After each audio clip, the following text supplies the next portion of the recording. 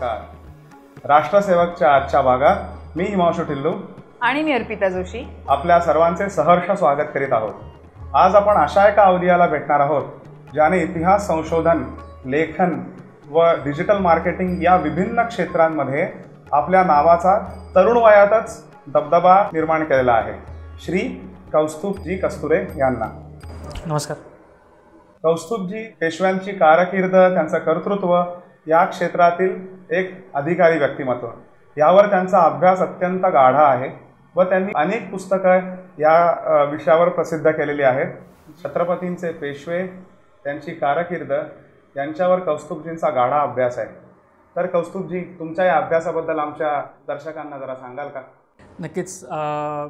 एकतर परत मी थोडंसं त्या अनफॉर्मल ह्याच्यावरती येतो, कारण अभ्यास हा शब्द खूप मोठ्या लेवललाच आहे. माझं जे काही आत्तापर्यंत चालत आलं आहे की एकंदरीतच 8 पुस्तकं, त्या 8 पुस्तकांचा विषय हा साधारण मराठा इतिहास जो आपण म्हणतो की 17वं शतक आणि 18वं शतक, या गोष्टींमध्ये ज्यावेळेला मुख्य जे राज्यकर्ते येतात ते हा त्याचा अभ्यासाचा एक विषय. मग पेशवे आले.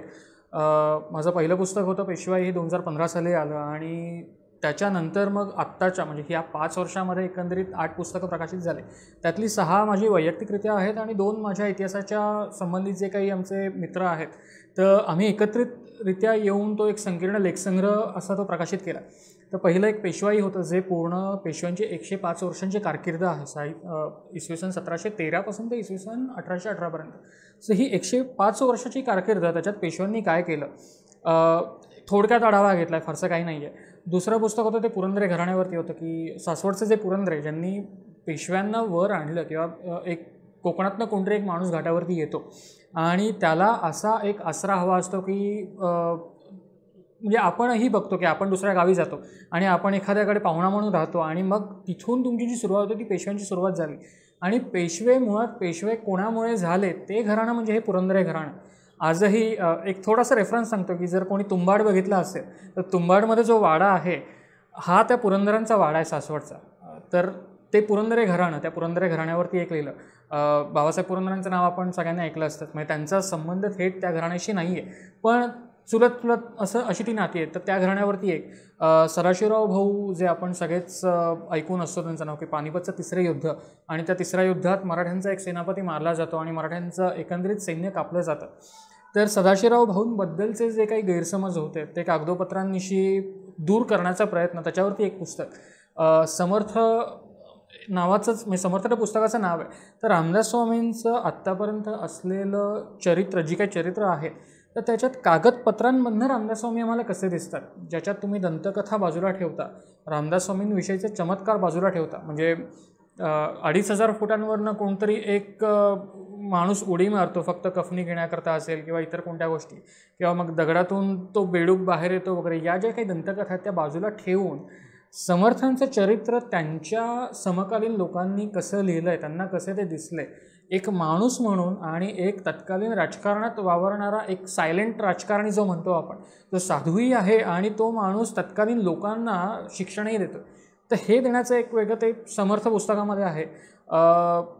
एक कादंबरी आहे प्रतिशोध नावाची, की जिच्यात मराठ्यांचा जो गौरवशाली आपल्याकडे कालखंड आहे, म्हणजे पानिपतच्या नंतरची 10 वर्ष. पानिपत आपल्याला सगळ्यांना माहीत असतं की पानिपतात मराठ्यांची हानी झाली, पण पानिपत नंतर मराठ्यांनी पुन्हा ते सगळं जिंकलेलं वैभव परत मिळवलं आणि ते रिकॅप्चर केलं. तर हा जो एक बदला होता किंवा प्रतिशोध होता, तर त्या प्रतिशोधावरती एक ती कादंबरी आहे. ते अर्थात रेफरन्स बुक नाही आहे. आणि आत्ता नुकतंच आलेलं शहामतपणा बाजीराव, की जे बाजीरावांच्या युद्ध कौशल्यावरती आधारित आहे. बाजीरावांची युद्धपद्धती ती कशी होती, आणि त्याचा दुसरा भाग त्या पुस्तकाचा एक आजपासून आपण 2500 वर्षापूर्वी म्हणू तर संजू नावाचा एक चिनी तत्ववेत्ता होऊन गेला आणि त्याने जे काही लिहून ठेवलं आहे की एक युद्धाचा जाणकार म्हणू आपण किंवा एक जनरल म्हणू, तो कसा असावा, त्यांनी युद्ध कसं खेळावं, आणि युद्धाचा सगळ्यात महत्त्वाचा नियम, युद्ध म्हणजे तुम्ही जेवढा जास्त रक्तपात करता हे या युद्धाला काही अर्थ नाही. तुम्ही कमीत कमी रक्तपात होऊन, तुमच्या माणसांचं कमीत कमी नुकसान होऊन तुम्ही ते युद्ध कसं जिंकता हे महत्त्वाचं असतं. तर बाजीरावांनी हीच गोष्ट केली. आपल्याकडे जो गनिमी कावा म्हणतात, तर हे जे 2500 वर्षापूर्वी संजूने सांगितलं, हे शिवाजी महाराजांना कसं ॲप्लाय होतं, ते शिवाजी महाराजांच्या नंतर बाजीरावांना कसं ॲप्लाय होतं, याच्याशी साधर्म्य साधणारं किंवा या दोन गोष्टींना जोडणारं असं ते एक शहामतपणा बाजीराव हे रिसेंट एक पुस्तक. आणि आता बोलतोच आहे त्यामुळे आगामी पुस्तकाविषयी सांगतो की जानेवारी 2021मध्ये एका आपल्या मराठा सरदारावरती, दिल्लीतले आपले एक सरदार होते अंताजी माणकेश्वर गंधी नावाचे, तर त्यांच्यावरती ते पुस्तक चरित्र प्रकाशित होतं की त्याच्यात अंताजी माणकेश्वरांची 8 वर्षातली दिल्लीतली कामगिरी, आपले सरदार आपले सेनापती उत्तरेत जाऊन जी कामगिरी करायची ती पूर्ण वेगळी असायची, आणि दिल्लीत राहून बादशहाच्या अंगणात राहून तिकडच्या खाचाखोचा जाणणारा आणि ती राजकारण सगळी ती गुंतागुंत सोडवणारा असा तो एक राजकारणी. तर त्याच्यावरती एक पानिपतच्या दिनानिमित्तच ते पुस्तक प्रकाशित होत आहे. तर अशी एकंदरीतच ही थोडीफार वाटचाल होती, म्हणजे तो एक छंद म्हणून ती वाटचाल होती. एवढंच नव्हे तर कौस्तुभजींनी मोडी कस्तुरे हा फॉन्ट मोडी लिपी संगणकावर लिहिता यावी म्हणून डेव्हलप केलेला आहे व तो त्यांच्या ब्लॉगवर इतिहासाची सुवर्ण पाने या त्यांच्या ब्लॉगवरती विनामूल्य उपलब्ध करून दिलेला आहे. तर आता आपण समर्थांविषयी तुम्ही बोललातच, तर आपण समर्थांनाच वंदन करू, तिथूनच सुरुवात करू. आपल्याकडे असं म्हटलं जातं की रघुवंशाला रघुवंश व्हावं लागलं तेव्हा जाऊन कुठे श्रीरामाचा जन्म झाला. तशी समर्थांची म्हणजे ठोसर घराण्याची एक बॅकग्राऊंड, एक पार्श्वभूमी तशी होती का, म्हणजे सूर्याजी पंतांची किंवा तत्पूर्वी असे काही कागदोपत्री पुरावे उपलब्ध आहेत का? आहेत. म्हणजे समर्थांचं जे घराणं आहे, तुम्ही ज्यावेळेला बीड आणि नगरच्या बाजूला तो मराठवाड्याचा दक्षिण भाग सगळा आहे, पश्चिम दक्षिण भाग म्हणजे आपण नैऋत्य भाग म्हणू, तो जांब असेल किंवा अंबड असेल, ही सगळी जी जुनी गावं आहेत ही गावं यांच्या घराण्याकडे होती आणि त्या घराण्याची कुलकर्णी यांच्याकडे, कुलकर्णी पद होतं.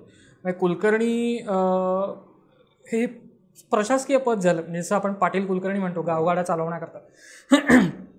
यांच्या घराण्यात ते कुलकर्णी असताना त्यांच्याकडे अजून एक गोष्ट होती की ती राम उपासना त्यांच्याकडे चालू होती.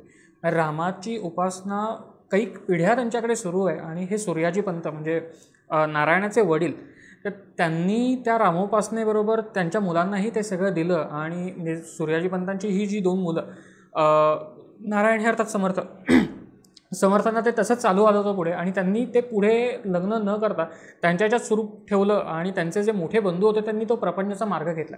तर रामाचं जे काही एकंदरीत आपण ऐकतो, म्हणजे रामायण हा त्यातला एक महत्त्वाचा दुवा आपण म्हणू, तर रामायणातनं राम तुम्हाला कसा दिसतो आणि मधल्या काळात म्हणजे रामचरितमानस असेल किंवा तुलसीदासाचं एकंदरीत साहित्य असेल, वाल्मिकी रामायण असेल, ह्याची जी वेगवेगळी व्हेरिएशन्स झाली होती. आणि रामाला एक फक्त देव मानणं की बाबा हा एक दगडाची मूर्ती आहे आणि मी त्याला नमस्कार करतो आणि मी तिथून पुढे जातो, देवळात जाऊन करायचं किंवा स्वतःच्या देवघरातनं करायचं, पण तो राम इम्प्लिमेंट करणं किंवा रामाचा जो दूत आहे मारुती रामदास, म्हणजे रामदास आपण नारायणाला म्हणतो किंवा रामदास स्वामींना पण रामदास म्हणतो, पण स्वतः रामदास स्वामी हे रामदास कोणाला म्हणतात तर स्वतःला म्हणतातच, पण त्यांचा रामदास मारुती, कारण तो रामाचा दास आहे.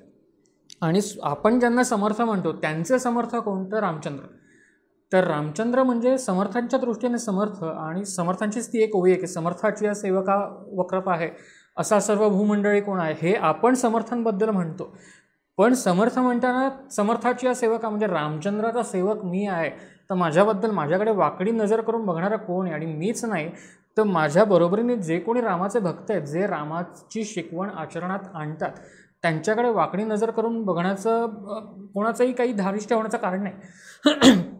अशा पद्धतीने एकंदरीत त्यांच्यात ती रामोपासना होती. आणि राम कोण आहे किंवा हनुमान कोण आहे तर ते प्रत्यक्ष लोकांना ठसवायचं की बाबा हे फक्त देव नाही आहेत, हे फक्त त्यांचं काम देवळात उभं राहणं आहे आणि 5 बोटं फक्त जोडून तुम्हाला आशीर्वाद देणं आहे, हे काम नाही आहे. तर ते तशा पद्धतीने जे आपण म्हणतो की एखाद्याचं चित्र आपण पोर्ट्रे करतो की मला या माणसाची मानसिकता काय होती ही लोकांपर्यंत पोचवायची, तर राम आणि मारुती या 2 व्यक्तिमत्वांना समर्थांनी लोकांपर्यंत नेलं तत्कालीन राजकारणानुसार, तत्कालीन लोकांची मानसिकता जाणून. आणि त्या लोकांनी, या 2 देवतांनी त्या काळात जर त्या देवता असत्या तर त्यांनी काय केलं असतं हे लोकांच्या मनावर ठसवण्याचं काम केलं. त्यामुळे ही रामोपासना जरी पूर्वीपासून चालत आलेली होती तरी पण समर्थांचं काम त्यातलं असं की त्यांनी ती इम्प्लिमेंट केली. जे तुम्ही थोडक्यात सांगायचं तर आपल्याकडे एक प्रोजेक्ट असतो जो ऑन पेपर असतो, जोपर्यंत तो कागदावर आहे तोपर्यंत तुम्हाला त्याचा काही फारसा फरक पडत नाही, पण तुम्ही ज्या वेळेला तो डेव्हलप करायला घेता त्यावेळेला तुम्हाला त्याचं चित्र दिसतं, त्यातनं रिझल्ट्स तुम्हाला मिळत जातात. तर समर्थांचं आयुष्य जे त्यांनी दिलं किंवा त्यांनी ज्या पद्धतीने काम केलं तर ते अशा सगळ्या लेवलवरती होतं की रामोपासना ज्यावेळेला मी म्हणतो त्यावेळेला मग ती नुसती उपासना करायची नाही तर ती प्रत्यक्ष आचरणात आणायची, ही ती एक शिकवण झाली. कौस्तुभजी, आपण या भागामध्ये रामदास स्वामींच्या विषयी बोलतोय, तर आपण त्यांचं कार्य जाणून घेण्याआधी ते कोण होते आणि त्यांची एकूण रामदास स्वामी होण्यापर्यंतची डेव्हलपमेंट ही काही आपल्याला कळू शकते का? नक्कीच. म्हणजे आपण कथा ऐकलेल्या असतात की एक कथा तर आपली जी कॉमन असते की 8 वर्षाचा मुलगा आहे, 7 वर्षाचा मुलगा आहे आणि तो गावात, म्हणजे रामदास स्वामींचं चरित्र जर तुम्ही बघितलं ना तर ते लहानपणी आपल्यासारखेच द्वाड होते. म्हणजे इथपर्यंत की अंगणात खेळणं असेल, आवाज वेगवेगळ्या प्राण्यापक्ष्यांचे काढणं असेल, कोणालाही उर्मटपणा हा मी शब्द वापरतोय, पण ते बालपणीचं जे असतं की पटकन एखाद्याला तोंडावरती बोलणं, तसं बोलणं असेल, हे सगळं आहे आणि हे आपल्याकडे सगळीकडे रेकॉर्डेड आहे. एक प्रसंग असा झाला होता की त्यांच्या लग्नाचं ठरवण्याचं चालू होतं आणि त्यांना लग्न करायचं नव्हतं. त्या सगळ्यात ती परिस्थिती कुठून आली, काय आली हे आपल्याला माहीत नाही, पण सगळे चरित्रकार ते सांगतात की बाबा लग्नाकरता त्या माणसाला विचारल्यानंतर तो मुलगा शांत व्हायचा. द्वाड मुलगा, कोणाची हाही कधीही खोड्या काढणारा मुलगा, पण लग्नाचा विषय काढल्यावर शांत राहणार. एकदा अचानक आईवडिलांनी विचारलं म्हणजे की आता कसं करायचं, आता तुझा 8 वर्षाचा मुलगा झाला, 5 वर्षाचा असताना मुंज झाली, 8 वर्षाचा ते 10 वर्षाचा हा लग्नाचा काळ आला, 12 वर्षापर्यंत तुम्ही लग्न करू शकता आणि 12व्या वर्षी त्यांचं लग्न होणार होतं. 8 वर्षापासून ती सगळी सुरुवात होते.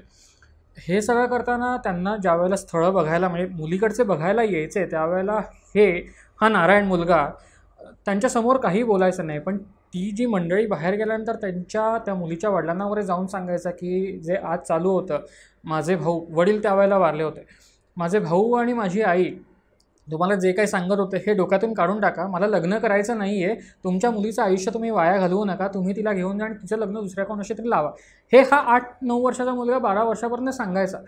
हे नंतर त्यांच्या आईवडिलांना, वडील नाही पण भावाला आणि आईला कळलं आणि त्यांनी मग ते जे असतं आपल्याकडे की कान पिळायचं आणि ओरडायचं, त्यांनी सरळ सांगून टाकलं की माझं जे काही आहे ते सगळं मी रामाच्या चरणी अर्पण केलं आणि मला वडिलांकडनं जी शिकवण मिळाली किंवा मी तुमच्याकडे बघून जे आजपर्यंत शिकतोय तर माझ्या डोक्यात ते बसलं आहे आणि मी देवाच्या त्या भक्तीत मी सगळं जाणार आहे, मला लग्न करायचं नाही आहे. आपल्याकडे 2 समर्थांची चरित्र आहेत. म्हणजे एक समर्थांचे खुद्द शिष्य होते, भीमस्वामी तंजावरकर म्हणून होते, आणि एक समर्थ प्रताप नावाचा गिरधर स्वामींचा ग्रंथ. हे समकालीन लोकांनी लिहिलेले, ज्याच्यात चमत्कार नाही आहेत, ज्याच्यात कोणत्या दंतकथा नाही आहेत किंवा त्यांचा उगाच उदो केलेलं नाही आहे. तर या लोकांचं क्लिअर कट म्हणणं की समर्थांचं, म्हणजे रामदास स्वामींचं पहिल्यापासूनची ही जी एक टेंडन्सी होती आणि लोकांना ते सांगणं वगैरे, 12व्या वर्षी ज्यावेळेला लग्न करण्याचं ते सगळं आलं तोपर्यंत फक्त आईच्या इच्छेखातर भोवल्यावरती तो मुलगा उभा राहिला. तिथून ते आपल्याला सगळं माहिती असतं, म्हणजे अंतरपाठ धरला आणि त्या भटजीने सावधान वगैरे म्हटल्यानंतर तो मुलगा त्या गर्दीचा फायदा घेऊन लोकांच्या पायांमधनं वाट काढतो वगैरे पळाला. रात्रीच्या काळात त्या माणसांनी गोदावरी, आम्ही ते सगळं पात्र पार करून तो नंतर नाशिकला माणूस येतो, मुलगा अर्थात नाशिकला येतो. नाशिकच्या जवळ ती सगळी रामाचा पदस्पर्श लाभलेली ती सगळी भूमी आहे. या सगळ्या ह्याच्यात 12 वर्ष त्या माणसाने तप केलं, त्या मुलाने तप केलं आणि तिथून पुढे त्या आपण संन्यस्त जीवन जे म्हणू, बैरागी जीवन, त्या मार्गाला लागला. ह्याच्यानंतरचा रामदास स्वामी आपल्याला माहीत आहे, पण ह्याच्या आधीचे रामदास स्वामी जे जंगलात जात आहेत, जे प्राण्यापक्ष्यांचे आवाज काढत आहेत, लोकांना चिडवत आहेत. काही प्रसंग असे आहेत की घरात कोणी विचारलं की हा काय करतो, हा उन्हाळ क्या करतोय किंवा हा उंदडतोय. एकदा घरातलं ताक संपलं होतं आणि आईने सहज म्हटलं की म्हणजे मुलगा करता असता किंवा मुलगा मिळवता असता त्याने आणलं असतं.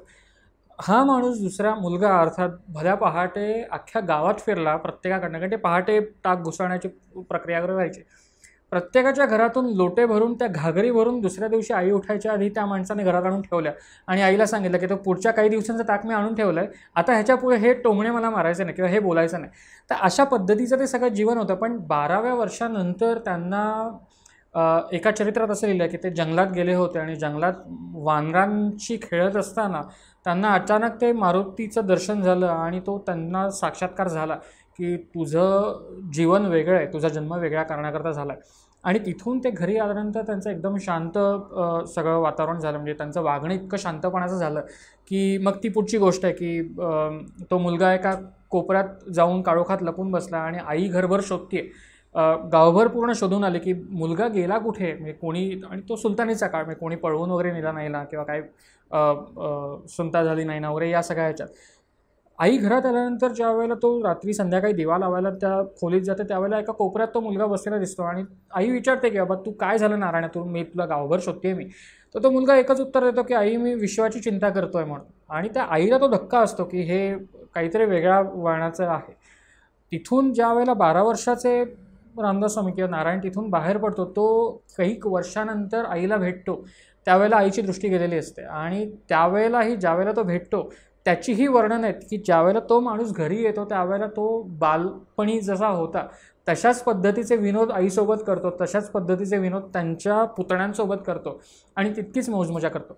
त्यामुळे माणसातलं जे माणूस पण म्हणतो आपण की तो बैरागी झाला तरी पण ती जी एक हे असते की बालबुद्धी किंवा म्हणतो आपण, ते तो माणूस विसरला नव्हता आणि ती सुरुवात झाली होती पहिल्यापासून. अरे वा, खूपच छान सांगितलं तुम्ही.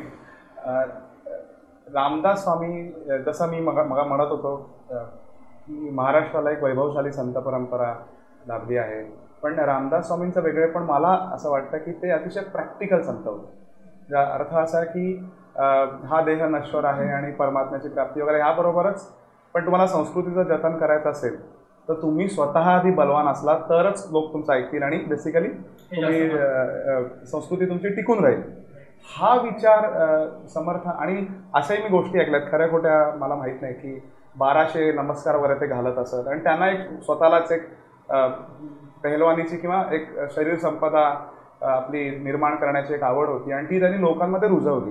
हे त्यांचं वेगळेपण मला असं वाटतं. आणि त्यांचे जे मारुतीची पण मूर्त्या त्यांनी स्थापन केल्या असे मी ऐकलं, पण ते सगळे वीर मारुती होते, दास मारुती न असतात.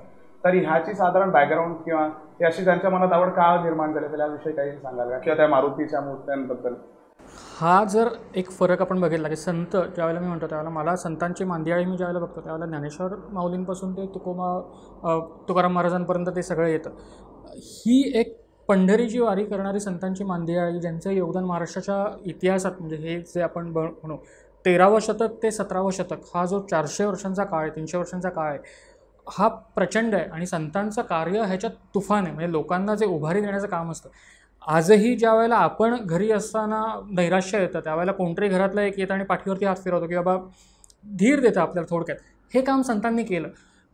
ह्याच्या पलीकडे जाऊन त्याच्यात ॲडिशन जे आपण म्हणतो ती समर्थांची मला वेगळी अशी वाटते की नुसतंच एखाद्याला सांगणं की तू हे करू शकतोस आणि ते करण्याच्या पलीकडे जाऊन तू हे कसं करू शकतोस हे दाखवण्याचा एक वेगळा मार्ग.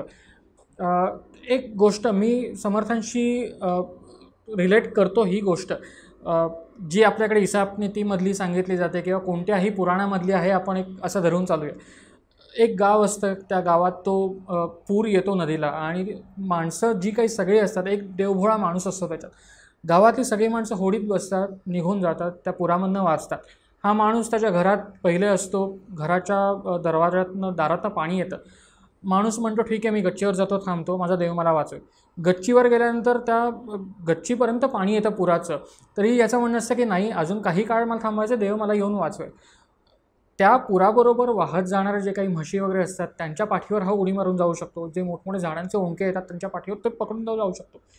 हे तो काहीच करत नाही. एक बोट येते, एक होडी येते, ती माणसं गावातील म्हणतात की बाबा तू ये, तू आमच्या ह्याच्यात थोडी जागा आहे, आपण जाऊया सुखरूप, तू एवढं अजून वाट बघू नकोस, आता सगळं संपलं आहे. तरीही त्याचं म्हणणं असं की नाही मी देवाचा भक्त आहे, देव मला वाचवेल. ती माणसं निघून जातात. ती पण शेवटी एका लिमिटपर्यंत त्याला सांगू शकतात. शेवटी तो माणूस मरतो आणि तो स्वर्गात नरकात जे काही असेल त्या कल्पना, तो देवाला जाऊन विचारतो की बाबा मी तुझ्यावरती एवढा विश्वास ठेवला आणि तू मला वाचवला का नाहीस, मी मेलो शेवटी आणि मी तुझ्यावर विश्वास ठेवून तुझी भक्ती करून मला काय मिळालं. देव काही म्हणत नाही, देव हसतो, म्हणतो की तू मूर्ख आहेस, मी तुला वाचवण्याकरता मी प्रत्यक्ष येऊन तुला वाचवणार नव्हतो. तुला हे जे काही सगळं होतं ते वाहत येणारे ओंके होते किंवा ती जी माणसं होती त्यांना बुद्धी मीच दिलेली की तुझ्या जवळून द्यावं जेणेकरून तू काहीतरी कर. तुला फक्त एवढंच करायचं होतं की तुला हालचाल करून ते पकडायचं होतं किंवा तुला हालचाल स्वतःची करायची होती. सगळं तुला ऐतं मिळणार नाही आहे, तुला स्वतःचे कष्ट घ्यावे लागतील. आणि समर्थांचं जे वाक्य आहे की केल्याने होतं आहे रे, आधी केलेची पाहिजे. सगळं होईल पण तुम्ही प्रयत्न करा. तुम्ही ज्यावेळेला धडपड कराल, हातपाय हलवाल, त्यावेळेला गोष्टी आपोआप साध्य होतील. आणि जे आपण म्हणतो की प्रयत्नांती परमेश्वर ही जी टर्म आपल्याकडे आहे, कन्सेप्ट जी काही आहे आपल्याकडे, तुम्ही जोपर्यंत प्रयत्न करणार नाही तोपर्यंत तुम्हाला कुठचीही गोष्ट असाध्यच आहे. पण तुम्ही ज्या वेळेला पहिल्यांदा तुम्ही अपयशी व्हाल, दुसऱ्यांदा व्हाल, तिसऱ्यांदा तुम्ही ती गोष्ट मिळवाल. आणि समर्थांचं नेमकं हेच सांगणं आहे. समर्थ आध्यात्मिक बाबतीतही तितकेच आहेत. म्हणजे त्यांचं रामाला देवता मानणं किंवा रामाची उपासना करणं, म्हणजे त्यांचं जे आहे की पहिले ते मुख्य ते हरिकथा निरूपण, दुसरे ते सावधपण, तिसरे ते राजकारण वगैरे असं आहे. पण हरिकथा निरूपण त्यांनी मुख्य घेतलं आहे. देवाचं अनुष्ठान तुम्हाला हवंच, पण त्याच्या पलीकडे जाऊन देव प्रत्येक ठिकाणी तुम्हाला वाचवायला त्याच रूपात येईल. म्हणजे राम मला वाचवायला येणार आहे, म्हणजे ज्यावेळेला समर्थ लोकांना सांगताय तसं आपण धरून चालू, राम मला वाचवायला येणार, तो काय हातावर धनुष्य घेऊन येणार आहे किंवा तो समोरच्याला स्वतःच्या धनुष्यातून मान मारणार आहे असं नाही. रामाने मला बुद्धी दिली की तू काय कर आणि तू समोरच्याला कसं कर, हे समर्थांना सांगायचं. मग त्यांनी दोन जे आपण आयडॉल्स म्हणतो, आपण आदर्श जे म्हणतो की ते राम आणि हनुमान, हे दोन ठेवले. राम अशा करता की तो देव आहे, तो विष्णूचा अवतार आहे आणि त्याने ज्या पद्धतीने केलं. समर्थांचं रामायण जर आपण बघितलं तर समर्थांच्या रामायणात राम ही जी कन्सेप्ट आहे ती कधीही शांतपणे उभा आहे आणि तो तुम्हाला जे आपल्या डोळ्यासमोर जो पटकन चेहरा येतो की अरुण गोविल आहे आणि तो स्मितास्य करतोय आणि तो हे करतोय, अशा पद्धतीचा समर्थांचा राम नाही. समर्थांचा मारुती हे अशा पद्धतीचा नाही आहे. आणि तुमचा जो दुसरा प्रश्न होता की समर्थांच्या मारुतीतलं वेगळेपण असतं, म्हणजे आपण जर किल्ल्यांवरती गेलो तर ही किल्ल्यांवरच्या मारुतीच्या मूर्ती जर आपण बघितल्या तर तो उड्डाणाच्या पवित्रातला मारुती आहे. त्याचा हात एक डोक्याच्या वर आहे, त्याच्या खांद्यावर गदा आहे आणि ती त्याची शेपूट डोक्यावरती आहे वगैरे, एक पाय मुडपलेला आहे आणि तो उड्डाण करतोय अशा ह्याच्यातला आहे. हे जर तुम्ही नीट बघितलं तर त्याचा अर्थ लावताना त्याचा जो हात आहे तो हात बघा, तो असा हात आहे. त्याचा अर्थ तुम्ही आशीर्वाद देणारा मारुती नाही लावू शकत, कारण तुम्ही ज्या वेळेला आशीर्वाद देता त्यावेळेला मी समोरच्याला आशीर्वाद देतो, कोणी माझ्याहून लहान असेल त्यावेळेला मी असा आशीर्वाद नाही देणार, मी असा आशीर्वाद नाही देणार, मी असा आशीर्वाद दे, फार तर असा दे. त्याच्या डोक्यावरनं हात जातो त्या अर्थी तो आशीर्वाद देत नाही. आणि आशीर्वाद देताना तुमच्या हाताची बोटं जोडलेली असतात, ती बोटं अशी आहेत. ज्यावेळेला मी एखाद्याला मारतो त्यावेळेला ती बोटं विलग झालेली असतात आणि त्या आवेशात मी त्याला मारतो. त्याच्या हातात गदा आहे, त्याचे डोळे बघाल तर ते मोठे आहेत, मग त्यातली बुबुळं फुटून बाहेर येतील असं. आणि समर्थांचं जे मारुती स्तोत्र आहे की ते सूर्यमंडळही ग्रासेल असे त्याची ती डोळे आहेत त्याचे. ते या सगळ्यात जर त्या शिल्पाचा अर्थ लावायचा झाला तर किल्ल्यांवरती या मूर्त्या काय, तर किल्ल्यांवरच्या लोकांना तुमच्यासमोर मारुती आहे तर तो कसा आहे, तर तो रामापुढे गदा खाली ठेवली आणि हात जोडून धरणारा मारुती नाही आहे. तर तुमच्या समोर शत्रू आल्यानंतर तुमच्या पाठी हा मारुती आहे की जो तुम्हाला प्रेरणा देईल की तुम्ही तसंच तुमच्या हातात ती शस्त्र घ्या, तुमच्या समोर जो कोणी येईल त्याला तुम्ही मारा आणि तशाच पद्धतीची उड्डाणं करून तुम्ही तुमचं कार्यक्षेत्र आहे ते विस्तार करा. हा एक मारुतीचा किल्ल्यांवरचा उपयोग झाला. आणि दुसरं जे शरीर सौष्ठव जे आपण म्हणतो की गावोगावी कुस्त्यांचे फड, आपण जर आजही बघितलं तर कुस्ती हा जो प्रकार आहे, फडामध्ये मारुतीची एक तसबीर आपल्याला दिसते, तिथे मूर्ती असेल किंवा तो एक फोटो लावलेला असतो.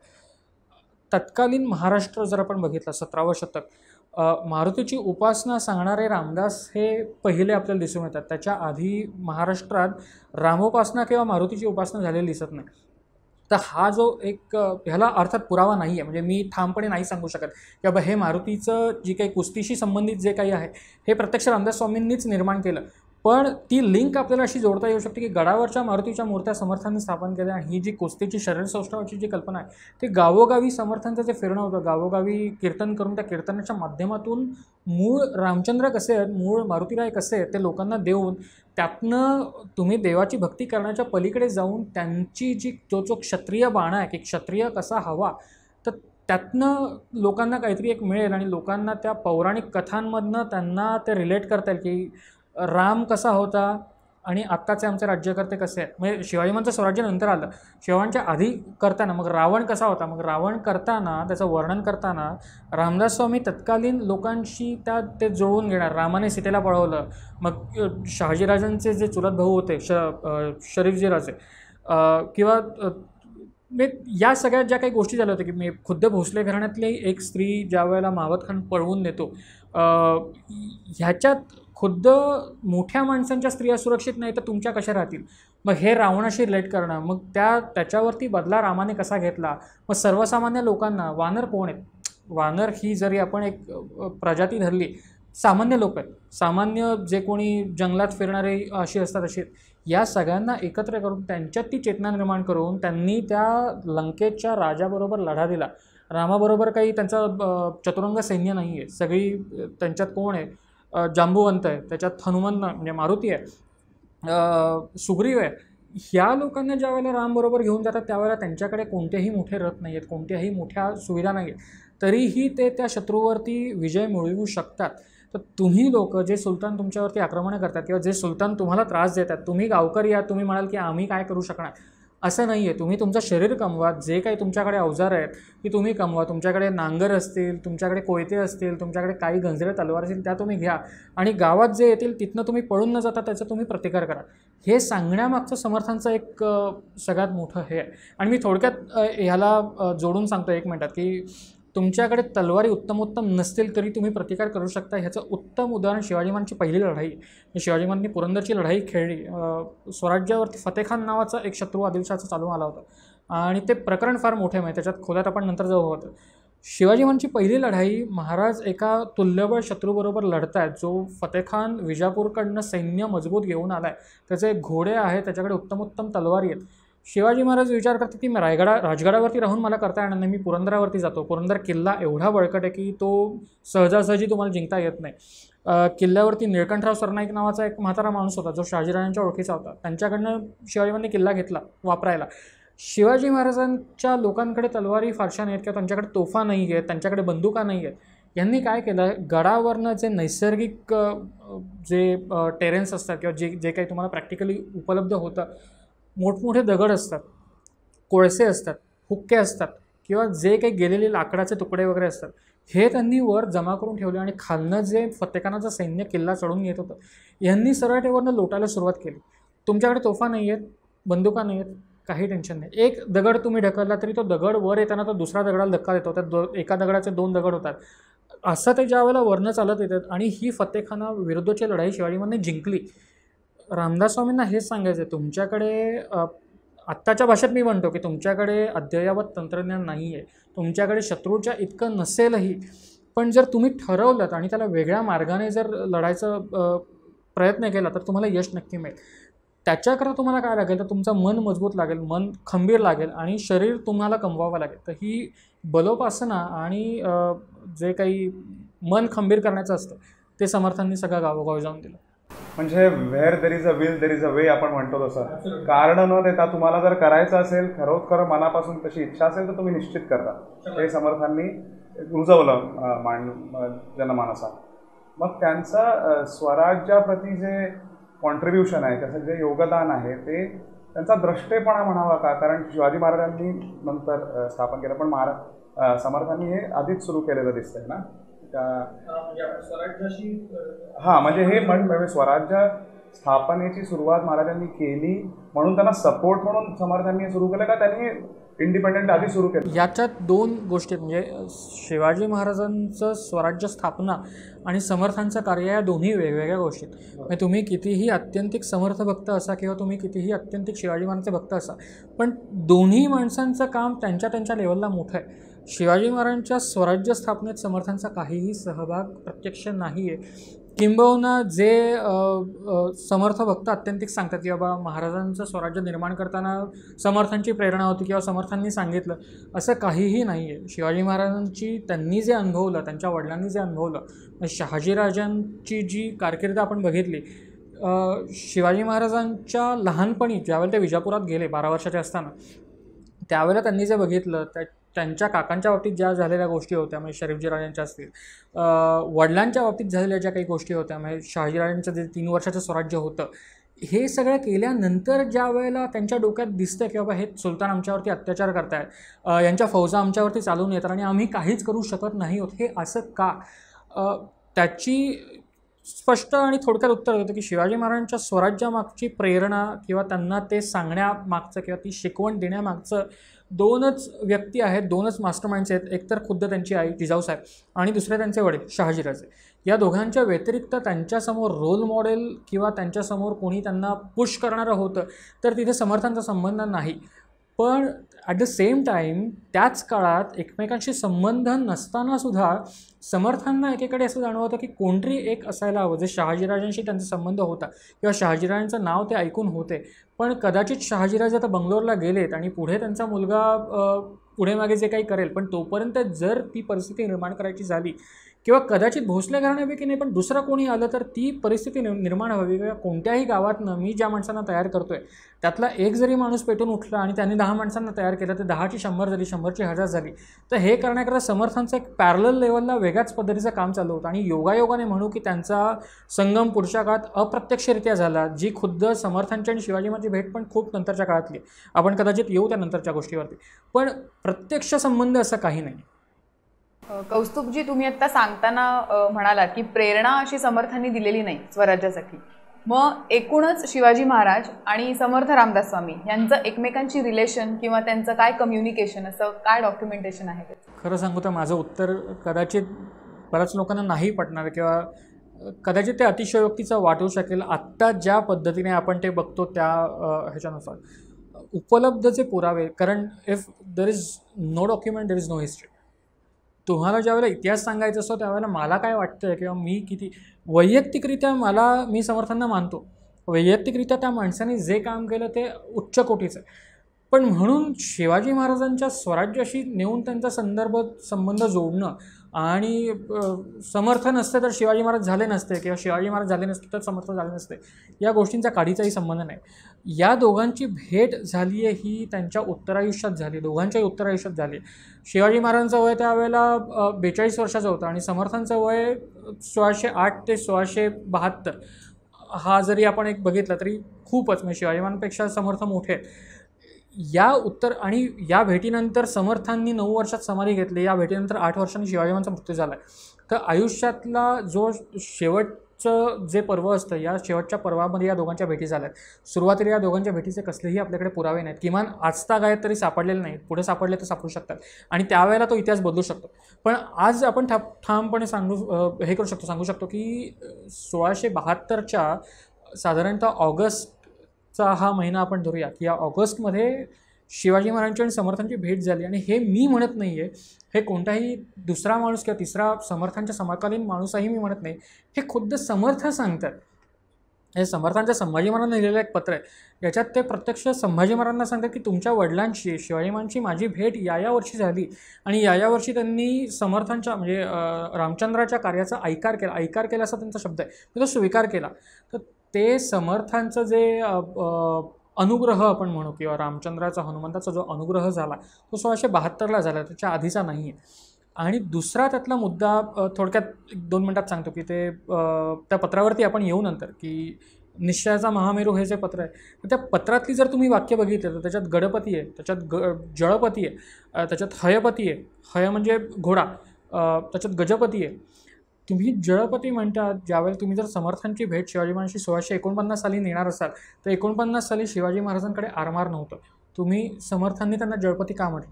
त्यांच्याकडे हत्ती नव्हते, गजपती का म्हटलं? घोडदळ शिवाजी महाराजांचा 49 साली हार्डली 2 ते 3,000, 4,000, 6,000 असेल. तुम्ही त्यांना हयपती म्हणण्या इतका की तुमच्याकडे 40,000 फौज आहे असं तुम्ही म्हणू शकत नाही. गडपती म्हणण्याकरता 49 साली शिवाजी महाराजांकडे जेमतेम 4 मोठे किल्ले आहेत, राजगड आहे, पुरंदर आहे, तोरणा आहे आणि सिंहगड मिळाला होता. हे 4 मोठे किल्ले फक्त शिवाजी महाराजांकडे, तुम्ही त्यांना गडपती म्हणण्यात काय होतं? हे पत्र उत्तरायुष्यातलं हे सांगण्याचे आपल्याकडे भरपूर पुरावे. त्यामुळे हे पत्रही 1672 सालचं आणि भेटही 1672 साली झाली असं आत्ताच्या जे काय अवेलेबल कंटेम्पररी डॉक्युमेंट्स आपण म्हणतो त्याच्यावर आपण ठामपणे सांगू शकतो. कौस्तुभजी, आत्ता तुमच्या बोलण्यातनं आलं की संभाजी महाराजांना पत्र लिहिलेलं होतं, त्याच्यात उल्लेख आला की मी अमुक वेळेला तुमच्या वडिलांना भेटलो. म्हणजे संभाजी महाराज आणि समर्थ ह्यांच्यात कम्युनिकेशन होतं किंवा ते गायडिंग सोल होते, कारण सज्जनगडावरती संभाजी महाराजांना ठेवलं होतं हे सगळ्यांनाच माहिती आहे.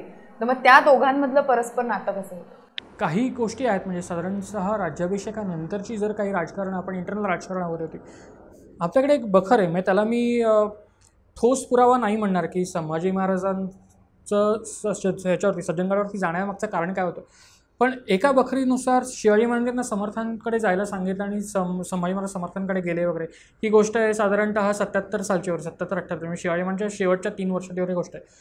महाराजांच्या नंतर म्हणजे शिवाजी महाराजांच्या मृत्यूनंतर 1.5 वर्षात समर्थांनी समाधी घेतली आणि त्या 1.5 वर्षात संभाजी महाराजांशी झालेला पत्रव्यवहार समर्थांचा आपल्याकडे उपलब्ध आहे. आणि समर्थांनी संभाजी महाराजांना जे काही सांगितलं म्हणजे त्यातलं संभाजी महाराजांची जी सुरुवातीची वर्ष आहेत ज्याच्यात म्हणजे स्वराज्यातली जी अष्टप्रधान मंडळातली काही लोकं होती ज्यांनी संभाजीवांना विरोध केला आणि संभाजीवांनी त्याला हत्तीच्या पायीवर दिलं. म्हणजे एक अण्णाजी दत्तो प्रभुणीकर नावाचा एक माणूस होता, एक हिरोजी फर्जन नावाचा होता की जे आग्र्याच्या भेटीत असताना शिवाजी महाराजांचंच रूप घेऊन तिकडे बसले होते, झोपले होते. या माणसांना ज्या वेळेला संभाजी महाराजांनी हत्तीच्या पायी दिलं त्याच्यानंतर लोकांमध्ये एक वेगळ्या पद्धतीचा मेसेज जायला नको म्हणून संभाजी महाराजांना समर्थांनी एक पत्र लिहिलं होतं की बाबा तुम्ही जे करताय ते अत्यंत योग्यच आहे. जी चुकीची लोक आहेत त्यांना जे तुम्ही चुकीचे निर्णय ज्यांनी घेतले होते त्यांना तुम्ही शासन केलं हे योग्यच आहे. पण त्यातनं जी लोक घाबरतील तर त्यांना तुम्ही मायेने जवळ घ्या. आणि तुमचे वडील काय करत होते तर त्यांचं ते एक मोठं पत्र आहे की निश्चयाचा महामेरू हे शिवाजी महाराजांना दिलेलं आणि त्याच्यानंतर त्याच पद्धतीचं एक 8-9 वर्षानंतरचं पत्र आपल्याला दिसून येतं की अखंड सावधान असाविषयीची सुरुवात आहे. पत्राच्या मोजक्या ओवी मी सांगतो, पूर्ण पत्र सांगत नाही काय, पण शिवाजी महाराज कोण होते आणि ते तत्कालीन लोकांकरता पण रोल मॉडेल कसे होते किंवा आदर्श कसे होते, किंबहुना त्यांच्या मुलाकरता सुद्धा आदर्श कोण आहे हे सांगायला समर्थांना त्यांचे वडील कसं ते सांगावं वाटत. तर ही सगळी राजकारण झाली. म्हणजे संभाजी महाराजांनी रायगड घेतला, संभाजी महाराजांनी त्या लोकांना शिक्षा दिल्या, पुढे लोकांनी घाबरून जाऊ नये म्हणून समर्थ संभाजी महाराजांना सांगतात की तुम्ही अखंड सावधान असा, दुश्चित्त कदापि नसावे, म्हणजे तुमचं लक्ष तुम्ही डायव्हर्ट होऊ देऊ नका, तजवीज करीत बसावे, एकांत स्थळी वगैरे ते सगळं आहे, काही उग्रस्थिती सोडावी, काही सौम्यता धरावी. म्हणजे शिवाजी महाराजांनी केलं प्रसंग बघायचा आणि तुम्ही रिॲक्ट व्हायचं. तुमच्या डोळ्यासमोर तुम्हाला राग आला, तुमच्या डोळ्यासमोर एखादी गोष्ट घडते, त्या क्षणी तुम्ही त्याच्यावरती रिॲक्ट होऊ नका, तुम्ही विचार करा. या पत्रातल्या ज्या पुढच्या ओवी आहेत की शिवरायास आठवावे, जीवित तृणवत मानावे, इहलोकी परलोकी राहावे कीर्तिरूपे, म्हणजे शिवाजी महाराजांना आठवा. त्याच्या पुढच्या ज्या ओव्या आहेत की शिवरायाचे आठवावे रूप, शिवरायाचा आठवावा साक्षेप, शिवरायाचा आठवावा प्रताप भूमंडळे, या 4 वाक्यांमध्ये अख्खे शिवाजी महाराज सामावले. हे शिवरायाचे आठवावे रूप मी ज्या वेळेला म्हणतो त्यावेळेला आपल्यासमोर शिवाजी महाराजांचं एक चित्र येतं की महाराजांच्या मस्तकी तो मंदिर आहे आणि ते कपाळावर गंध आहे आणि दाढी आहे, एवढंच ते रूप नाही आहे. तर ते रूप म्हणजे काय आहे, तर त्यांचं स्वरूप थोडक्यात काय आहे. तुमचे वडील वेगवेगळ्या प्रसंगात कसे वागलेत, ते अफजल खानाच्या प्रसंगात कसे वागलेत, ते मिर्झाराजा जयसिंगासोबत कसे वागलेत, ते शाहिस्तेखानासोबत कसे वागलेत, ते बाजी घोरपड्यांसोबत कसे वागलेत, ते औरंगजेबासोबत कसे वागलेत, या प्रत्येक ठिकाणी त्यांचं रूप कसं होतं. तर शिवरायाचे आठवावे रूप, शिवरायाचा आठवावा साक्षेप, साक्षेप कसा आहे त्यांचा, शिवरायाचा आठवावा प्रताप, त्यांनी काय काय प्रताप केले या भूमंडळी. त्याच्या पुढचं अजून महत्त्वाचं की शिवरायाचे कैसे बोलणे, महाराज बोलतात कसे, शिवरायाचे कैसे चालणे, बोलणं चालणं जे आपण म्हणतो माणसाचं कसं असतं, बोलणं चालणं म्हणजे मी तुमच्याशी जसं बोलतोय किंवा मी इथून उठून चालत गेलो आणि मी कसं चालतोय हे बघणं नव्हे, तर तो माणूस त्या प्रसंगात कशा पद्धतीने रिॲक्ट करतोय, कशा पद्धतीने वावरतोय. शिवरायाची सलगी देणे कैसी असे, हा जो सलगी हा जो शब्द आहे ना त्याच्यात अख्खं ब्रह्मांड सामावलं. जसं आपली मगाशी चर्चा चालू होती की प्रसंग पुन्हा ते मी उदाहरणादाखल सांगतो की शिवरायांच्या आयुष्यातले 4 प्रसंग आपण घेऊया. पहिला प्रसंग आपण घेतला तर फतेखानाची लढाई, जे आपण मगाशी म्हटलं की शिवाजी महाराजांच्या आयुष्यातलं पहिलं युद्ध. फतेखान स्वराज्यावरती चालून येतोय, शहाजीराजांना कर्नाटकात आदिलशहाने पकडून ठेवलं आहे. शिवाजी महाराजांचे मोठे भाऊ बंगलोरला आहेत, म्हणजे बंगळूर त्यावेळी शहाजीराजांची राजधानी होती, म्हणजे त्यांचं जहागीर होती. आदिलशहाने 2 सरदार, एक फराद खान नावाचा होता जो शिवाजी महाराजांच्या भावावरती पाठवला आणि एक फतेह खान जो शिवाजी महाराजांवरती पाठवला. महाराजांचं वय जेमतेम 16 ते 17-18 हे वय. याच्यात आदिलशहाचा एक इनडायरेक्ट प्रश्न असा आहे की मी तुझ्या वडिलांना कैद केलं आहे. तो जिजाऊ साहेबांनाही तोच प्रश्न विचारतो, तो शिवाजी महाराजांनाही तोच प्रश्न विचारतो की तुझ्या वडिलांना मी पकडलं आहे. जिजाऊ साहेबांना विचारतो की तुझ्या पतीला मी पकडून ठेवलं आहे, आता तुम्ही काय करणार, तुम्ही माझ्या फौजेविरुद्ध लढणार की माझ्या हातापाया पडून त्यांना सोडवून घेणार. शिवाजी महाराजांचं राजकारणी जे म्हणतो की दैवी जे एक असतं की 17 वर्षाच्या मुलाने विचार केला असता की बाबा खड्ड्यात गेलं स्वराज्य, मला काहीही करायचं नाही आहे, मला वडिलांचा जीव महत्त्वाचा आहे, मला स्वराज्यही महत्त्वाचं आहे आणि माझ्या वडिलांचा जीवही महत्त्वाचा आहे, मी हे दोन्ही कसं वाचवू शकतो. या माणसाने राजकारणी डाव, एक उत्तम राजकारणी कसा असावा, या माणसाने राजकारणी डाव एक वेगळाच खेळला. ह्यांनी औरंगजेबाचा जो भाऊ होता, शहाजहानचा जो मुलगा मुराद बक्ष नावाचा होता, ज्याचा औरंगजेबानंतर खून केला, हा गुजरातचा सुभेदार होता आणि ह्याला शिवाजी महाराजांनी पत्र पाठवलं की आम्ही तुमचे सरदार आहोत, माझे वडीलही तुमचेच सरदार आहेत, पण साहेब गोष्ट अशी झाली आहे की तो आदिलशाह बसला आहे, त्या आदिलशहाने तुमच्या सरदारांना अटक करून ठेवली, हा त्याला अधिकार कोणी दिला, ही आग मधल्यामध्ये शिवाजी महाराजांनी लावून दिली. थोडक्यात सांगायचं तर मी ह्यांचा कोणतरी लागतो आणि आमच्यातली भांडणं आहेत, पण ती सोडवण्याकरता मी तुम्हाला सांगतोय की बाबा आपलं एकमेकांचे संबंध आहेत, हे कोण मला विचारणार आहे. काढी टाकून दिली. मुराद बक्षचं पत्र आदिलशहाला गेलं की बाबा आमचे सरदार शहाजीराजे तुम्ही कैद करून ठेवले, त्यांना ताबडतोब सोडा, नाहीतर त्याचे परिणाम भयानक होतील. दिल्लीवरनं आमची फौज तुमच्यावरती चालून. आणि मुघलांची वैर घेणं हे त्यावेळेला कोणत्याही शाहीला शक्य नव्हतं. याच्यात ती सगळी राजकारण झाली. मग आदिलशाहीला ते कंट्रोल करणं थोडं अवघड गेलं. At the same time Shivaji Maharaj जसं मगाशी म्हटलं की ती पुरंदरची लढाई पहिली झाली, फतेखानाची, ती स्वराज्याची पहिली लढाई शिवाजी महाराजांनी जिंकली. त्याच वेळेला फराद खान जो बंगलोरवरती चालून गेला होता त्याचा संभाजीराजांनी तिकडे तसाच पराभव केला. आदिलशहावरती सगळं उलटलं.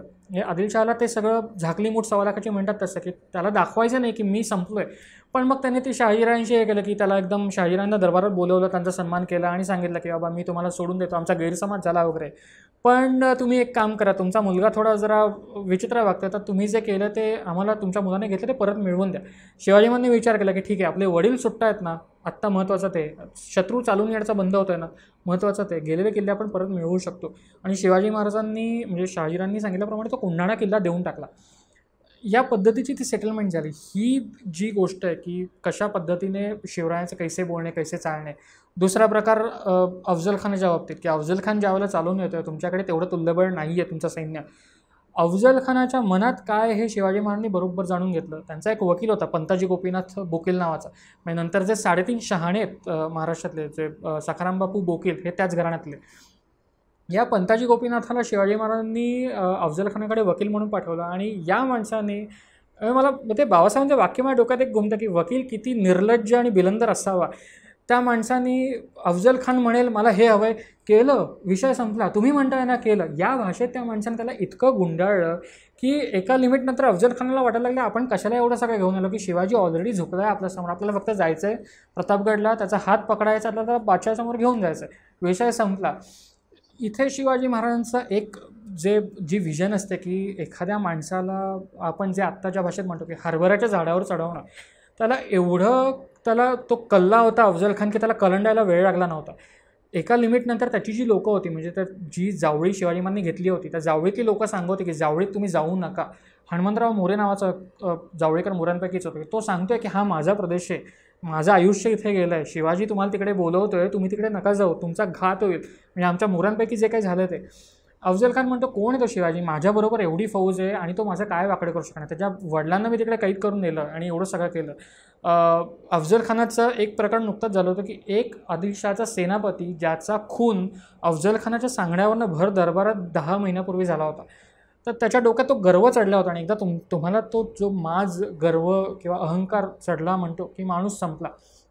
शिवाजी महाराजांनी हेच हेरलं, त्याला इतकं टोकावर चढवलं की शेवटच्या क्षणापर्यंत त्याला असं वाटतं की शिवाजी आपल्याला भीतोय. आणि शिवाजी महाराजांनी हे सतत बिंबवलं की मी भीतोय, मी घाबरतोय, आता तुम्ही फक्त इथे या, माझी तुमच्यासमोर येण्याची लायकी नाही आहे, तुम्ही माझा हात धरा आणि मला ह्याच्यापर्यंत घेऊन जा.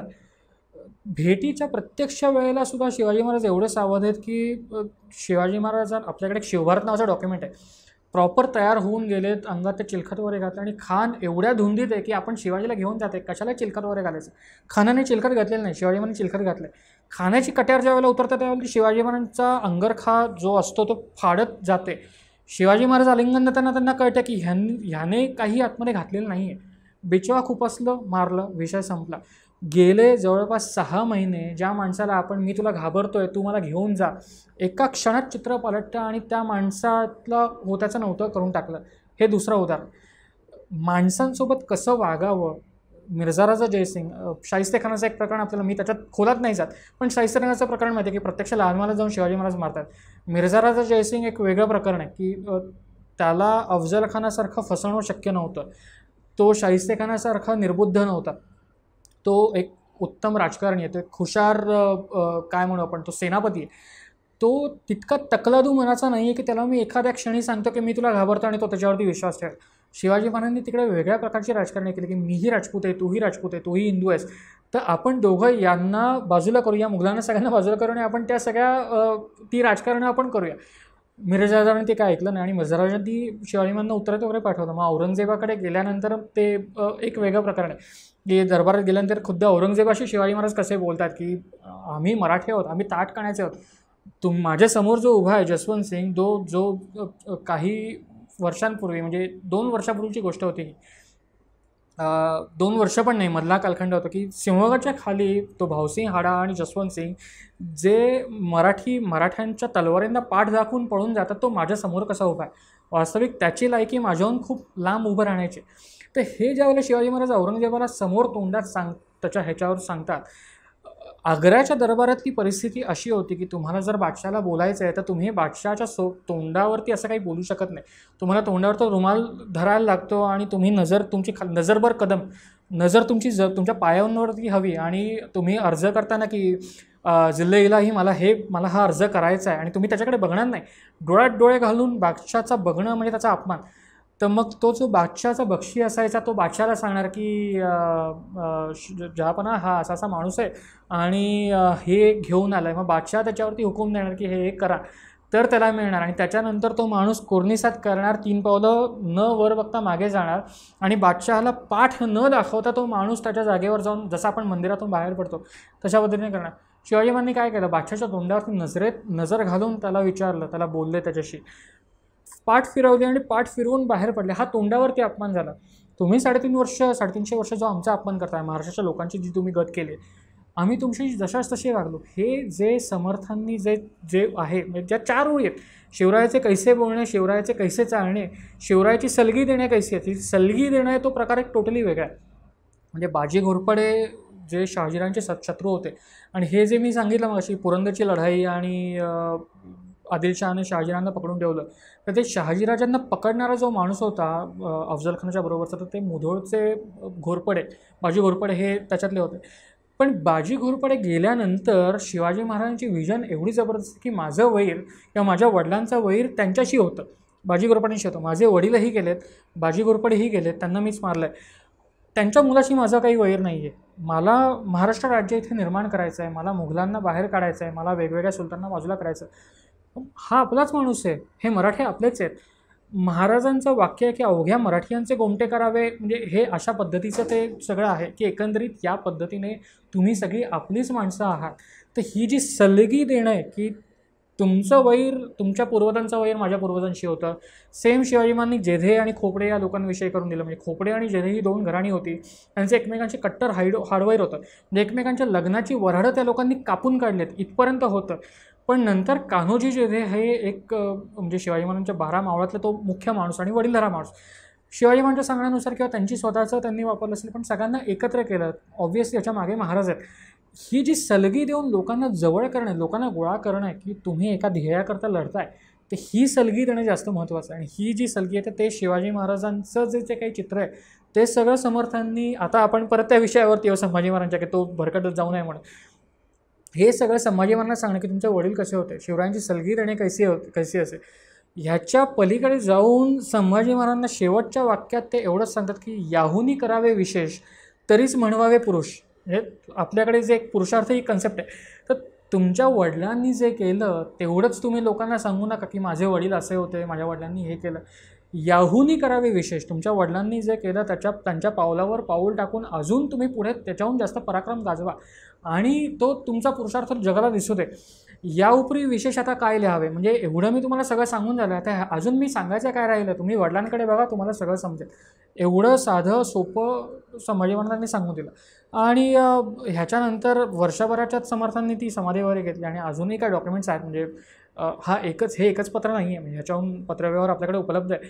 पण तो मग राम मंदिर असेल किंवा वेगवेगळ्या गोष्टी असतील, ही अमुक एक सनद आहे त्या संध्याविषयी असेल, तर तसा तो पत्रव्यवहार होता. पण अत्यंत म्हणजे समर्थांच्या बाबतीत संभाजी महाराजांची जी भक्ती होती ती पण तेवढीच होती. आणि समर्थ गेल्यानंतर जे राम मंदिर बांधलं आहे किंवा समर्थांची समाधीची व्यवस्था ही संभाजी महाराजांनी तितक्याच उत्तम पद्धतीने लावली होती. याला एक प्रश्न असाही आहे माझ्या मनात की शिवाजी महाराजांच्या राज्याभिषेकाच्या वेळेला समर्थ उपस्थित होते का? नव्हते. त्याच्या मागचं कारण सांगा, म्हणजे आपल्याकडे प्रवाद असे आहेत की 2 पक्ष आहेत आपल्याकडे, अर्थात जे समर्थांना मानतात आणि जे समर्थांना विरोध करतात. हे मी खुलेपणाने सांगतो. यातला एक पक्ष जो असा असतो की समर्थांना मानणारा जो पक्ष आहे, त्यांचं असं अट्टहासाने सांगणं असतं की समर्थ राज्याभिषेकाला होते, आणि जे समर्थांना विरोध करतात जे म्हणतात समर्थ राज्याभिषेकाला नव्हते आणि त्यांचा काही संबंधही नव्हता. दोन्ही पक्ष चुकीचे आहेत. समर्थ राज्याभिषेकाला नव्हते ही गोष्ट 101%. पण त्यांचा संबंध नव्हता ही गोष्ट ही चुकीची आहे. कारण आपल्याकडे समर्थांचंच एक काव्य आहे. आणि प्रतापगडला जर आपण गेला असेल तर प्रतापगडच्या पायथ्याला एक पार नावाचं गाव आहे. आणि त्या पारमध्ये एक तुळजाभवानीचं मंदिर आहे, जिला रामवरदायिनी असं म्हणतात. म्हणजे अजूनही त्या देवीचं रामवरदायिनीच मंदिर नाव आहे.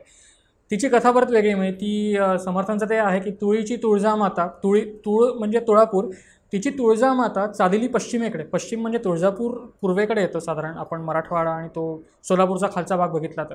आणि तिथून ते पश्चिम घाटाकडे ती येऊन राहिली आणि ती त्या देवीने रामाला आशीर्वाद दिला. आणि एक बहुतांशी गिरधर स्वामींच्या, मला तो आत्ता नेमका संदर्भ आठवत नाही, पण गिरधर स्वामींच्या का कुठच्या तरी याच्यात आहे की रामचंद्र ज्यावेळेला दक्षिणेकडे जात होते त्यावेळेला त्या देवीने त्यांना दर्शन दिलं आणि त्या देवीने त्यांना आशीर्वाद दिला की तू जिथे जातोयस, लंकेत जो काही देश आहे म्हणजे जम्बूद्वीपाच्या बाहेर जातोयस तू आणि श्रीलंकेत जाऊन तू जे काही करणार आहेस रावणाच्या विरुद्ध, त्याच्यात तुला यश मिळेल असा वर दिला, म्हणून ती रामवरदायिनी झाली. ती मूळची तुळजाभवानी. तर हे सगळं होताना त्या तुळजाभवानीला समर्थांच्या बंधूंनी एक नवस केला होता. तो नवस फेडण्याकरता रामदास स्वामी ज्यावेळेला शिवाजींचा राज्याभिषेक होत होता त्यावेळेला हे रामवरदायिनीच्या मंदिरात गेले समर्थ, आणि तिथे त्यांनी तो नवस फेडला. मग ती फुलं वगैरे वाहून तो नवस फेडला, सोन्याची फुलं वगैरे वाहिली होती. पण त्याच्यात ते जे काही आहे ते सगळं काव्य आहे, तर त्याच्यातलं एक वाक्य मोठं महत्त्वाचं आहे की तुझा तू वाढवी राजा शीघ्र आम्हासी देखता, हे त्यातलं आहे. आणि तो राजा म्हणजे कोण येतं, ते शिवाजी महाराज आहे. शिवाजी महाराजांच्या राज्याभिषेकाला समर्थन आहेत, पण त्याच वेळेला प्रतापगडच्या पायथ्याशी असलेल्या देवीशी ते मागणं मागतात देवीकडे की बाबा तो राजा तिकडे आहे, त्याचा जो उत्सव चालला आहे किंवा जे काही चाललं आहे त्याला उदंड आयुष्य दे, त्याला त्याचं जे काही त्याचे मनोकामना जी आहे ती सगळी पूर्ण कर. ह्याच्या पलीकडे जाऊन दुसरा एक मी रेफरन्स सांगतो की समर्थ राज्याभिषेकाला नव्हते. मग ते का नव्हते हा एक दुसरा प्रश्न येतो की त्यांना यायला बंदी कोणी केली होती का, किंवा जर बाकीचे ब्रह्मवृंद तिकडे असेल किंवा इतर सगळं काही दानधर्म चालू असेल, समर्थांना तिकडे यायला बंदी केली होती का कोणी, किंवा ते का नाही गेले. तर मुळात समर्थ हे बैरागी आहेत. त्यांनी ते संन्याशी आहेत थोडक्यात. त्यांनी संन्यास घेतला आणि आपल्याकडे जे 4 वर्णाश्रम आहेत, म्हणजे तुमचा ब्रह्मचर्य आश्रम पण ठीक आहे, पण ज्यावेळेला तुम्ही संन्यास आश्रम घेता त्यावेळेला तुम्ही या सगळ्यातून मुक्त होता, जबाबदाऱ्यातून. तुमचं काम एवढंच असतं की तुम्ही लोकांना ज्ञान द्या किंवा तुम्ही या सगळ्यातनं अलिप्त राहा. तुम्ही कोणत्याही आनंदाच्या प्रसंगी किंवा दुःखाच्या प्रसंगी तुम्ही तिथे जाऊ शकत नाही, हा अलिखित संन्याशांचा नियम असतो. समर्थ शिवाजी महाराजांच्या राज्याभिषेकाला गेले नाहीत ह्याचं कारण तो सोहळा त्यांना कदाचित त्याच्यात त्यांना सहभागी व्हायचं नव्हतं. आणि हा फक्त राज्याभिषेक नाही तर चाफळचं जे राम मंदिर आपण म्हणतो की चाफळची रामनवमीची यात्रा जी समर्थांनी सुरू केली आणि आजही सुरू आहे, पण ऐकून आश्चर्य वाटेल त्या रामनवमीच्या यात्रेत खुद्द समर्थ कधीही गेले नाहीत. आणि समर्थांची एक ओळी आपण जी ऐकली असते की दास डोंगरी राहतो, यात्रा किंवा उत्सव देवाचा पाहतो, यात्रा देवाची पाहतो.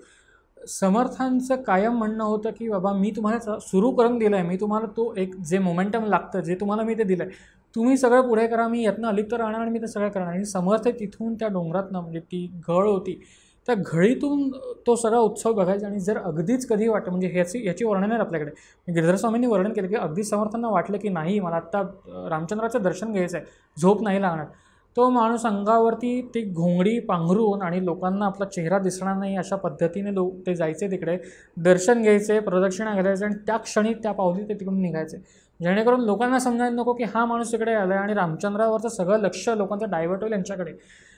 समर्थांचं एक क्लिअर कट म्हणणं होतं की मी जर लोकांसमोर गेलो आणि लोक माझ्या पाया पडायला लागली तर मी लोकांना हे करणार नाही, सहन करणार नाही. तर मला हे आवडत नाही, कोणी येऊन माझ्या पायावरती त्याचं मूल अर्पण करेल किंवा माझ्या पाया पडेल आणि कोणाला जर अंगारे दुपारे हवे असतील मी ते देणार नाही.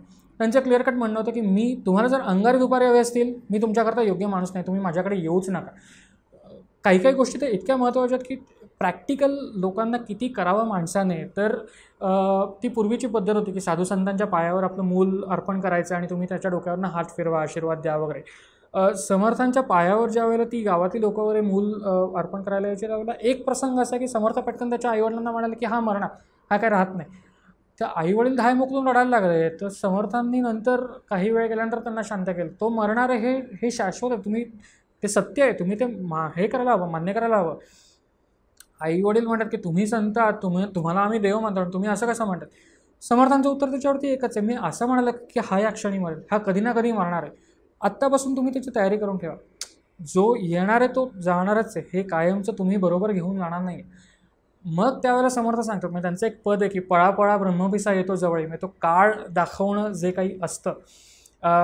मला माहीत नाही म्हणजे गजानन महाराजांचं आपण किती वाचलं असेल किंवा ती दासगणू महाराजांची एक पोथी आहे, मी रिलेट करतो आहे, म्हणजे मी पुन्हा तेच अवतार आहेत किंवा वगैरे म्हणत नाही. तर त्याच्यात एक प्रसंग आहे की एका व्यक्तीच्या अंगावरती गजानन महाराज एकदम ते 11 रूप घेऊन जातात आणि तो व्यक्ती घाबरून जातो आणि तो म्हणतो की तुम्ही मला इथे तो नरक दाखवला, त्यापेक्षा मला स्वर्गात पाठवा. समर्थांचं तेच म्हणणं आहे की तुम्ही सगळं माझं करत बघताय, पण एक दिवशी काळ तुमच्यावरती असाच चालून येईल, तुम्ही लपाल कुठे? शत्रू तलवार घेऊन आला, तुम्ही तुमच्या घरात लपाल, पण तो जो काळ आहे त्याच्यापासून तुम्ही लपू शकणार नाही. तुमचा जन्म झाला आहे त्यावरती तुमचा मृत्यू होणार आहे आणि हे तुम्ही सत्य स्वीकारा. त्यामुळे कुठच्याही गोष्टी तुम्ही अडकून राहू नका. तात्पुरत्या क्षणिक गोष्टींकरता तुम्ही तोंड द्या, पण तुमचं अल्टिमेट जे काही एम आहे ते तुमच्या लक्षात ठेवा, बाकी विषय संपला. मग तुम्ही या सगळ्या त्रासा ह्याच्यापासून मुक्त व्हा. हे खुद्द समर्थांनी स्वतःसुद्धा आचरणात आणलं होतं आणि म्हणून कोणत्याही दुःखाच्या प्रसंगी या कोणत्याही आनंदाच्या प्रसंगी जायचं नाही. जी राम मंदिराची यात्रा त्यांनी स्वतः सुरू केली होती तिथेही ते स्वतः कधी गेले नाहीत. त्यामुळे राज्याभिषेक हा तर एक वेगळाच मुद्दा झाला. म्हणजे तिकडे त्यांचं समर्थांचं पाठबळ खूप होतं, आशीर्वाद होता, पण प्रत्यक्ष तिथे जाणं हे त्यांना योग्य नाही वाटलं. आणि त्याकरता त्यांनी माणसं नेमली होती की ती माणसं जाऊन तिथे काम करतील. एक दिवाकर गोसावी नावाचे होते, महाबळेश्वरकर त्यांचं आडनाव होतं. एक भास्कर गोसावी म्हणून शिवाजीमध्ये शिष्य होतं, तर या शिष्यांनी सगळी ती कामं केलेली. खुद्द समर्थ कधी गेले नाहीत. आपण आत्ता गप्पा मारतोय की राजकारणातला सक्रिय सहभाग समर्थांचा, तर अशा वेळेला अशी पण एक वदंत आहे की ते हेर म्हणून काम करायचे. एक पत्र फार प्रचलित आहे की विजापूरचा सरदार निघाला आहे, त्या प्रत्येक वाक्याची पहिलं अक्षर हे म्हणजे अफजल खान निघाला आहे. तर हे लेटर शिवाजी महाराजांपर्यंत जाऊन की अफजल खान निघाला आहे, मग हे वदंत आहे का ह्याला कागदोपत्री काही पुरावा आहे? 100% वदंत आहे. म्हणजे कागदोपत्री पुरावा त्याला आहे, पण तो पुरावा किती ग्राह्य धरायचा. आपल्याकडे ज्यावेळेला मी पुरावा म्हणतो, मी थोडंसं परत त्या तांत्रिक ह्याच्यात शिरतो 2 मिनटात समजावून सांगण्याकरता. एकदम ते पत्र खोटं हे सांगायला नको म्हणून, की एखादा कागद तुमच्याकडे असतो त्यावेळेला तो कागद खरा आहे की खोटा आहे हे ठरवण्याचे काही निकष असतात. एक इतिहासकार म्हणजे कोणीही इतिहासकार असेल, इतिहासकार म्हणणार नाही मी, इतिहास संशोधक म्हणेन, तो त्या कसोट्या त्या कागदाला लावतो आणि त्याच्यावरनं तो कागद खरा आहे का खोटा आहे. मॅन्युप्युलेशन हे कायम पूर्वीपासून चालत आलेलं. ते 5000 10,000 जेव्हापासून माणसाला अक्कल आली तेव्हापासून बनवाबनवी करण्याचा प्रयत्न चालू. त्यामुळे ते समर्थांच्या काळातही असणार, ते शिवाजींच्या काळातही असणार. त्यामुळे कागद हा खरा आहे का खोटा आहे ह्याचे काही नियम असतात. त्या नियमात ते बसले नाहीत तर तो कागद खोटा आहे असं आपण आज ठरवतो. या नियमानुसार ही जी बखर, हे जे पत्र आपण आता म्हणाल की विजापूरचा सरदार निघाला आहे, ते प्रत्येक अध्यक्षर आहे, त्याचं प्रत्येकाचं इनिशियल आहे. ते विवेके करावे कार्य साधनं वगैरे असं ते पत्र आहे. हे पत्र एका बखरीमध्ये आहे आणि ती बखर, मूळ बखर आपल्याकडे आज उपलब्ध नाही. म्हणजे ती बखर समर्थांच्याच वंशात, म्हणजे समर्थांचे बंधू मोठे, समर्थांचं लग्न नव्हतं झालं तर त्यांचे मोठे भाऊ आणि त्यांचा जो वंश आहे त्यांच्या वंशात हनुमान स्वामी म्हणून एक होते. तर त्यांनी एक बखर लिहिली 1693 साली, म्हणजे शिवाजी महाराजांच्या मृत्यूनंतर 1793 साली शिवाजी महाराजांच्या मृत्यूनंतर जवळपास 113 वर्षांनी ती बखर लिहिली. या 113 वर्षाच्या बखरीमध्ये काही त्रुटी असतीलही ते मी ठामपणे नाही सांगू शकत, ती बखर आपल्याकडे उपलब्ध नाही. त्या बखरीचा जो काही साचा होता किंवा त्याचा जो ड्राफ्ट होता, तो ड्राफ्ट वापरून त्यानंतर जवळपास 17 वर्षांनंतर साताऱ्याचा एक माणूस होता, म्हणजे सातारचे महाराज होते प्रतापसिंह महाराज, त्यांचा चिटणीस होता मल्हार रामराव नावाचा. तर त्या मल्हार रामरावाने ही बखर एक्सटेंड केली. आत्ताचं जे महाभारत वगैरे आपण जे म्हणतो की रामायण महाभारत, ते भांडारकरने ज्या काही कसोट्या लावून ते केलं, तर आपण ते काम करू शकतो, अर्थात त्याला वेळ जाईल, पण आत्तापर्यंत ते काम झालेलं नाही. आणि त्याच्यामुळे ती मूळ बखर कोणती आणि त्याने एक्सटेंड केलेलं कोणतं आहे, मूळ समर्थांच्या वंशजांनी लिहिलेलं काय आहे आणि नंतर या माणसाने त्याच्यात किती घुसडलं आहे हे आपण सांगू शकत नाही. तोपर्यंत ते पत्र बनावट आहे एवढं 100%. दुसरा मुद्दा असा की ते पत्र बनावट आहे असं माझं वैयक्तिक मत दुसऱ्या गोष्टीवरनं मानतो. 1658 साली, म्हणजे अफजल खान चालून येण्याच्या काही महिने आधी, वर्षभर आधी फार तर समर्थांनी शिवाजी महाराजांकडे माणसं पाठवली होती. 2 माणसं होती. त्यातला एका माणसाचं नाव आपल्याला माहिती आहे, भास्कर गोसावी. हे राजगडावरती आले आणि राजगडावरती आल्यानंतर शिवाजी महाराजांचा आणि त्यांचा जो काही संवाद झाला हे खुद्द भास्कर गोसावींनी दिवाकर गोसावींना पत्र लिहून कळवलं आणि ते पत्र आपल्याकडे उपलब्ध आहे. या पत्रात भास्कर गोसावी म्हणतात की शिवाजीमांनी मला प्रश्न विचारले की तुम्ही कोण, कुठे रस्ता. मी यांनी सांगितलं की आम्ही मूळ चाफळ राहतो आणि आम्ही असे यांचे शिष्य आहोत. मग ते कोण, ते कुठे असतात, ते म्हणजे समर्थ. मग यांनी सांगितलं की ते चाफळास राहतात, ते मूळचे जामचे, मग त्यांनी असं असं केलं, मग त्यांचं जीवनपट उलगडून दाखवलं. आणि त्यावेळेला शिवाजी महाराजांनी पहिल्यांदा समर्थांबद्दल ऐकलं आणि समर्थांच्या चाफळच्या राम मंदिराविषयी 200 होन, त्यावेळेचं जे चलन होतं शिवाजी महाराजांचं होन, तर ते 200 होन प्रतिवर्षी द्यावेत त्या उत्सवाच्या जे काही चालतं खर्च होतात त्याकरता. त्याच्यानंतर वर्षभराच्या आत एवढी डेव्हलपमेंट होईल किंवा वर्षभराच्या आत एकमेकांचं सख्य इतकं होईल की एकमेकांकडे हेर पाठवले जातील. ह्याच्या पलीकडे जाऊन मी ज्या वेळेला विचार करतो त्यावेळेला शिवाजी महाराजांसारखा माणूस जो फतेखानाच्या लढाईपासून एवढं शार्प माइंडेड आहे, त्यांना एखाद्या गोसाव्या बैरागाकडून आलेलं पत्र त्याच्यावरती किती ते हे राहू शकतं. कारण शिवाजी महाराजांचे हेर खातं इतकं जबरदस्त आहे. म्हणजे बहिर्जी नाईक तरी खूप नंतर आपल्याला दिसतात. म्हणजे आपल्याकडे सुरुवातीचं एक नाव मिळतं ते विश्वासराव दिघे नावाचा एक माणूस. तर हा देशपांडे, म्हणजे ते देशपांडे पद आहे त्यांच्याकडे, पण देशपांडेगिरी सांभाळता हा माणूस शिवाजी महाराजांचा हेरखात्याचा प्रमुख आहे. आणि शिवाजी महाराजांनी ज्या एका पिरियडमध्ये सगळ्या लोकांना बाजूला करून नवीन लोक आणली आहेत, तर त्याच्यामध्ये हे बहिर्जी नाईकवर ही सगळी लोकं पुढे आलेत. पण बहिर्जी नाईकसुद्धा शेवटी अल्टिमेटली त्यांच्याकडनं शिकलेलं. हेरखाते इतकं जबरदस्त आहे तर शिवाजी महाराजांना एका कोणत्या तरी साधूकडनं ते कन्फर्म करून घ्यावं ही गरज पडली असेल असं एकंदरीत वाटण्याचा काही चान्सेस नाही. त्यामुळे 99% तरी ते पत्र खोटं आहे.